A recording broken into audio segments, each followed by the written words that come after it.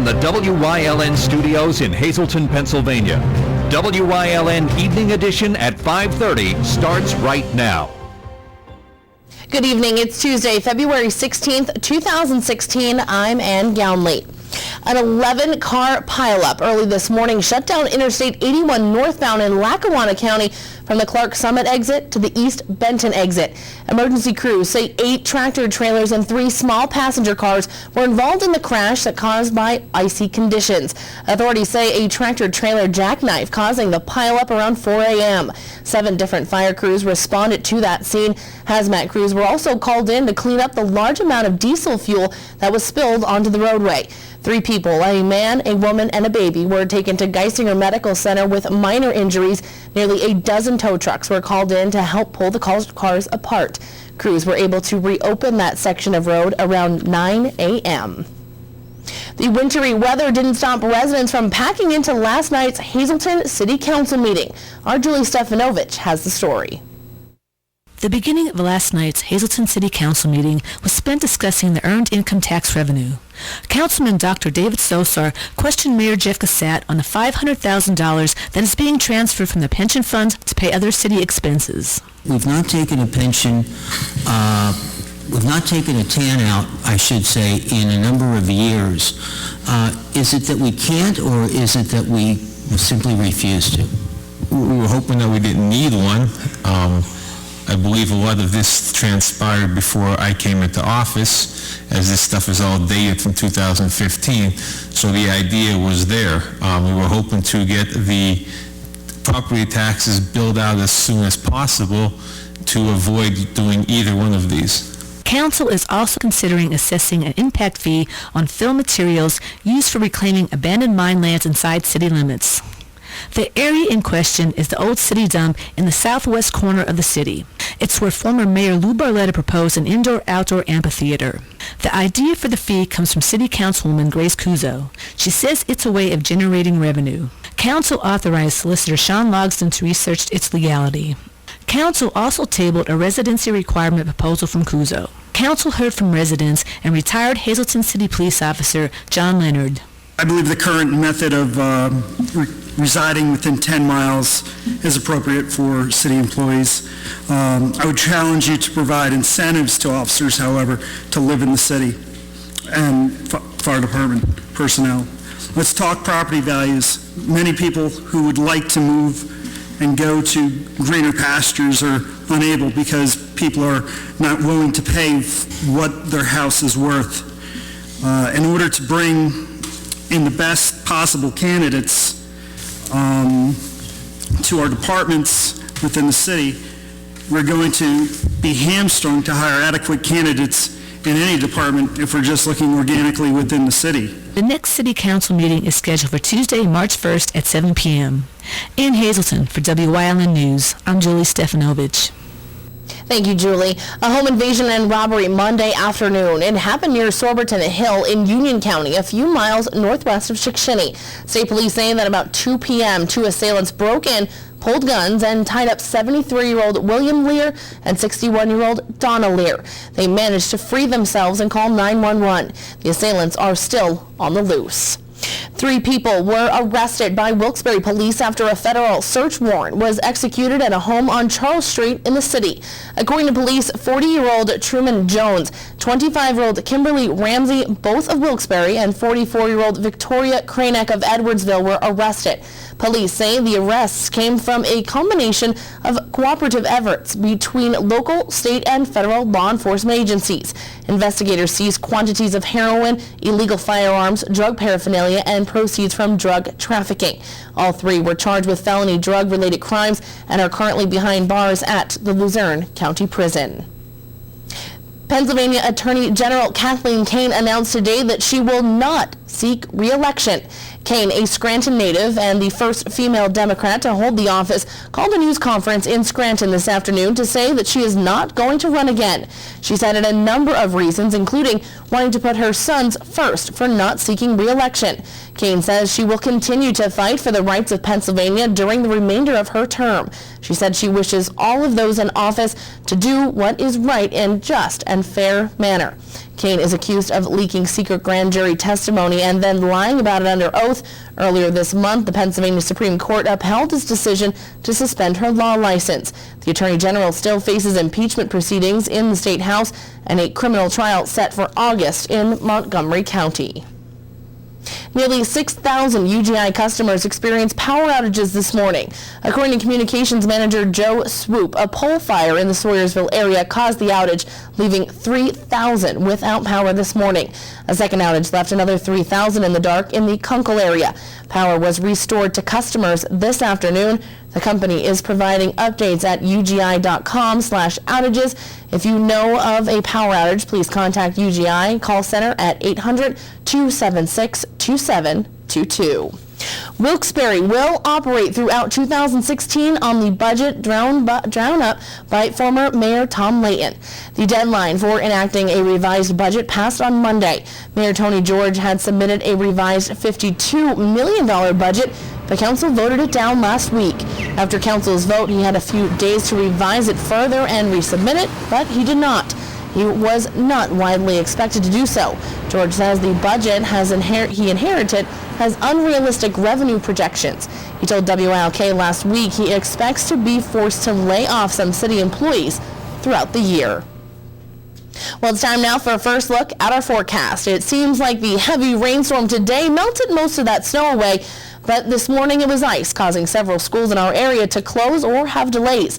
Chief Meteorologist Joe Garbacik is in the Weather Center with the details on what we can expect over the next several days. Joe? Overall, temperature-wise today was pretty nice, 40s and 50s. Can't complain for this time of year. Of course, that snow and mixture of precipitation changed over to plain rain, and we had quite a bit of it across our area. Things are kind of quiet, tapering down, if you will, across the northeast. So traveling as we head into this evening, things not looking too bad out there. But boy, take a look at that rain. And we had heavy at times, that rain earlier today, and precipitation, the frozen, stayed out in central PA, out in western Pennsylvania. You had the snow. For us, we had that mixture changing over to rain. And look at these 24-hour high temperatures across the northeast, 50s and 60s. Here's an indication of some colder air out toward the west. That colder air is going to start to spread in our direction. But for now, hey, it's not too bad out there. Temperature-wise, 41 in Berwick as well as Bloomsburg and Danville. Complete 7-day forecast coming up in just a few. And Thanks, Joe. Coming up next, administrators with the Hazleton Area School District were focusing on the state budget this morning. Our Gary Perno will have more on what the district is planning on doing. Plus, a well-known restaurant near Tamaqua is planning on reopening. Stay tuned. More news, weather, and sports is headed your way only on WYLN. You're watching WYLN News with Ann Gownley, Gary Perna, Julie Stefanovich, Paula Degnan, Chief Videographer Mike Lula, weather with meteorologist Joe Garbacik, and sports with Eric DeBerardinis.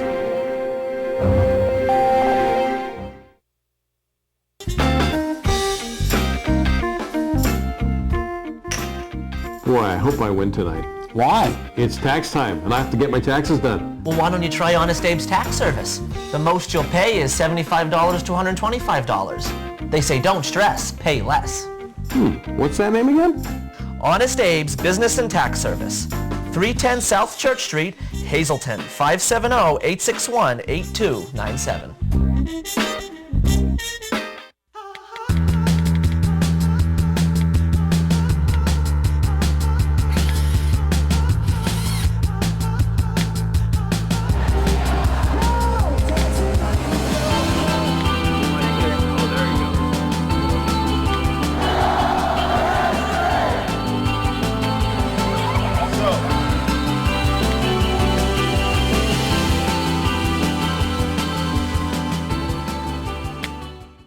Hello, my name is Ken Altenbach from Team Building US. As a company that is honest and passionate about others, the ultimate mission of Team Building US is to make you a success. Team Building US provides leadership development for people just like you and me. They offer essential training needed to build successful teams and impressive leaders. Team Building US's workshops are created and developed specifically for you or your organization. From one person to 1,000, Team Building US has the solution. This morning, Hazleton Area School District officials took part in a webcast about the budget. WYLN's Gary Perna has more. Even though classes were canceled this morning in the Hazleton Area School District, board members, the business department, and the superintendent were all taking part in a webcast. The organization doing the webcast this morning is PASBO. It stands for the Pennsylvania Association of School Business Officials. Basically all the business managers and assistant business managers across the state pretty much belong to that organization. So they're doing a webcast. Typically in the old days they would run 3 or 4 of these seminars that you would have to go to. Typically in the past we would go down to Harrisburg location, but with technology they put on webcasts these days, and there's people across the state actually viewing the webcast this morning. Reba said the discussions focused around the 2016-17 budget that Governor Tom Wolf proposed. He is giving us a summary of the governor's budget proposal for 16-17. The big struggle here, as most people know, the 15-16 budget currently isn't settled yet. So there's good things happening for 16-17. They actually finally put a formula in place for our basic ed funding and our special ed funding. So the big part, though, is it's going to go off a base of whatever 15-16 is. And again, we don't know. There's kind of 3 scenarios out there at this point for basic ed. According to Reba, basic education funding is the second largest income from the state that the school receives. That's about $35 million. Again, there's 3 scenarios. We have about $36 million budgeted for 15-16. There's a higher scenario that the governor would get more money into that line item, give us about $37 million, but then there's also a lower option that we potentially could get $35 million, which is less than we have budgeted. So again, we won't know until that's determined to see what we're getting for 16-17. To get the funding for basic ed, the governor and legislators are on the same page. Basically, everybody's in agreement, from the governor to the legislator to the school districts to everybody, that there needs to be a formula in place that will address and stabilize per pupil expenditures across the state in all 500 school districts. Right now, it's kind of up and down, and we've covered that in our budget meetings. Some districts spend $13,000 per student. We spend around 10 or so. Other districts spend $17,000 per student. So there's an effort to do a funding formula, which they did accomplish.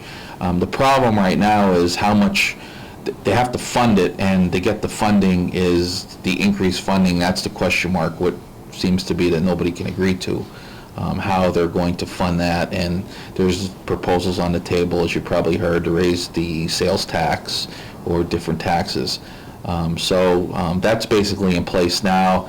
That funding formula will start in 16-17, so this July it will start.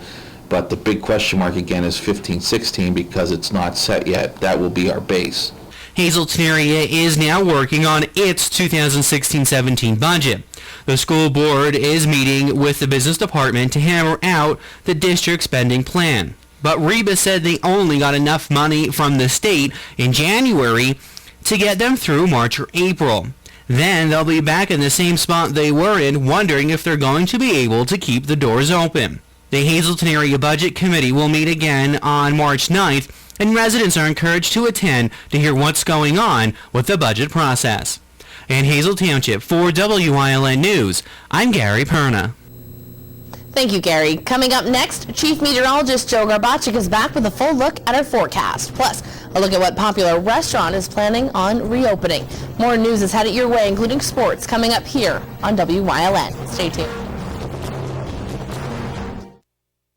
At Whitetail Preserve, they pride themselves with giving their guests 5-star service. They are now open for lunch 6 days a week and offer limited delivery service for lunch to businesses in Cunningham, Valmont, and Humboldt Industrial Park. Call them at 570-384-2314. Hello, I'm Gary Perna from WYLN TV. Please join us this year as the Hazleton unit of the American Cancer Society presents the 38th annual telethon On the Road to Wellness. The telethon will be held Saturday, February 27th at our new home, the Health and Wellness Center at Hazleton.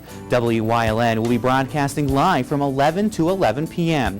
Join us for a day filled with great entertainment. The telethon is made possible by these sponsors.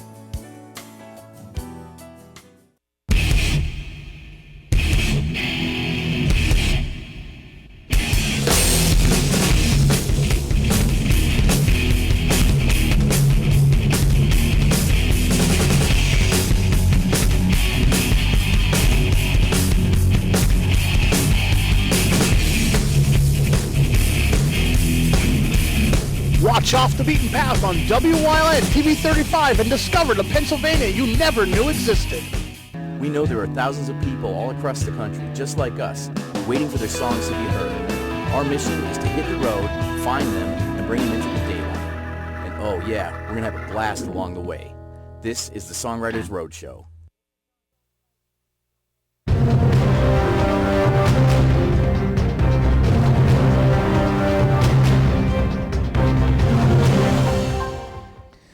Well, we had the snow, then we had the sleet, then we had the freezing rain and plain rain across our area. We've had to deal with some very mild temperatures today. Now the winds are really kicking up, and now we're going to be dealing with some colder temperatures in our forecast. Let's get on to the graphic for today. And it was kind of a wet and soggy day across northeastern and central Pennsylvania. You definitely overall, just not the best of days to be outdoors, let's put it that way, because we had that rain, and boy, it definitely came down heavy at times, and there was a wind-swept rain, and now temperatures actually continue to fall. In fact, just as I was outside, we weren't dealing with sprinkles, we were actually dealing with snow flurries, as temperatures have now dropped into the 30s.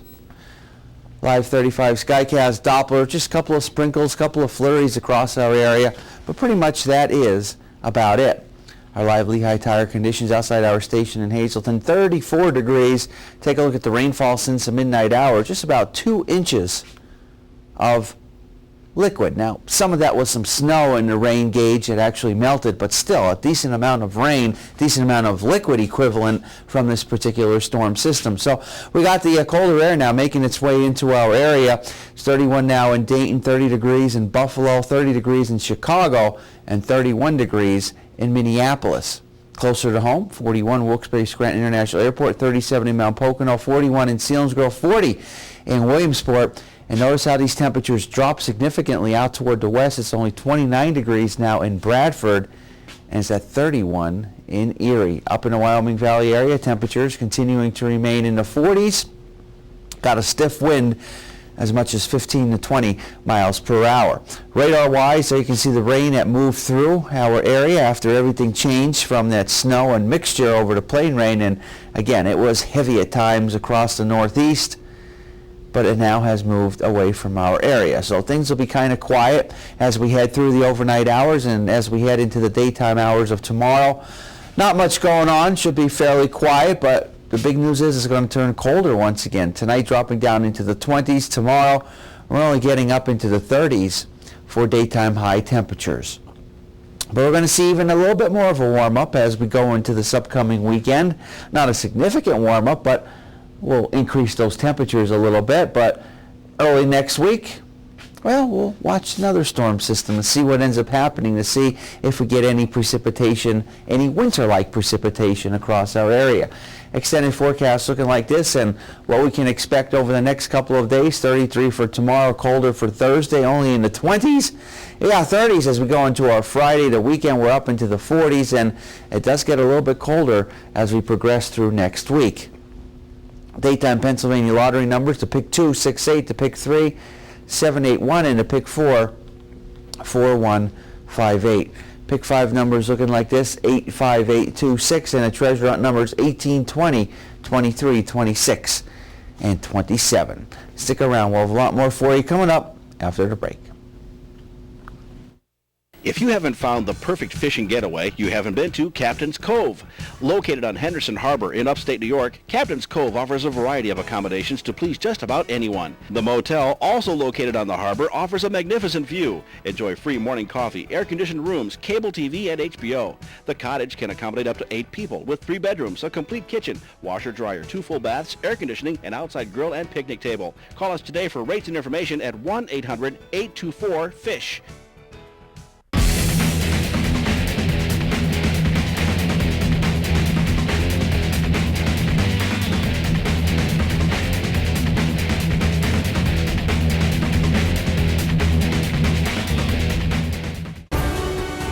Tune in each week to WYLN TV 35 to watch the #1 Hazleton-based broadcasted television talk show, The Storm, hosted by Tiffany Cloud.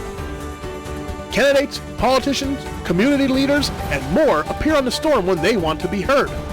New shows air Wednesdays at 8 p.m. and these additional air times. Only on WYLN TV 35.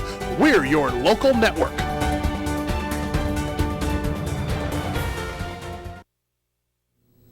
Today is the last day for candidates to file for nominating petitions for Pennsylvania's primary election, April 26th. At least 6 incumbents in the state legislature have already done so. 2 congressional incumbents are among them, 11th District Lou Barletta and 11th District's Matt Cartwright. Matt Conley has filed as a candidate in the Republican primary for the 17th District. He is a racing team owner from Bethlehem Township and finished second to Dr. David Moylan in the GOP primary for the seat 2 years ago. At this point, several regional state reps are running without opposition. Eddie Dapashinsky in the 121st, Karen Boback in the 117th, Mike Carroll in the 118th, and Jared Mullery in the 119th. A regional landmark restaurant closed for a decade might be reopening. Libby's was at the junction of Route 309 and 443 in South Tamaqua, but it closed in 2007 and the contents were auctioned off. The building has been for sale since, but now word that it might reopen. An online announcement Sunday by Libby's Ice Cream says reopening is coming, with ownership still in the hands of the Libby family. The announcement did not give a date, but said the reopening would happen later this year. While Libby's restaurant closed, Libby's Dairy continues to make ice cream, which is available on a long list of local supermarkets. Coming up next, Eric DeBerardinis is in with sports here on WYLN. Plus, Chief Meteorologist Joe Garbaczyk will have one final look at our forecast. Stay tuned.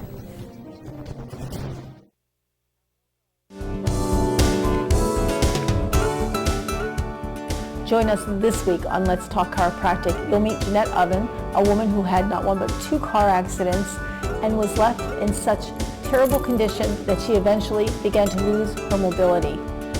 After trying numerous doctors and taking numerous tests, it was the miracle of chiropractic that has finally got her up and moving and pain-free. Her incredible story this week on Let's Talk Chiropractic. Join us. WYLN TV 35 has strong ties to the community, as evident in its commitment to important causes like the American Cancer Society and Helping Hand Society telethons. WYLN's commitment to northeastern Pennsylvania continues with a broadcast of Hazleton's Funfest Parade and both the Christmas and St. Patrick's Day parades in Wilkes-Barre. In the summer, we broadcast the Weatherly and Giants of Spare Hill Flag, and throughout the year, we provide important community services through the broadcast of town meetings, school board meetings, election night coverage, and other events. WYLN, we're your local network.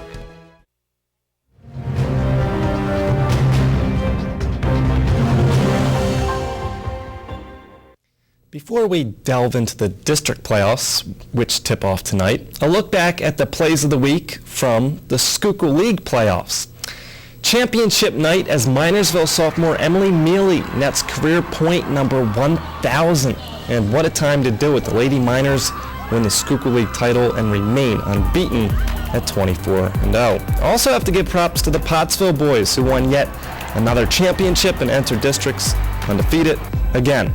This play comes against the Tide in the semis. Shenandoah's Joelle Santana with a video game move, shoe-shaking step back is good, and our top play from the final, again, against Pottsville. Blue Mountain's Spencer Welsh doesn't bother looking for the dish to Jacob Beaver.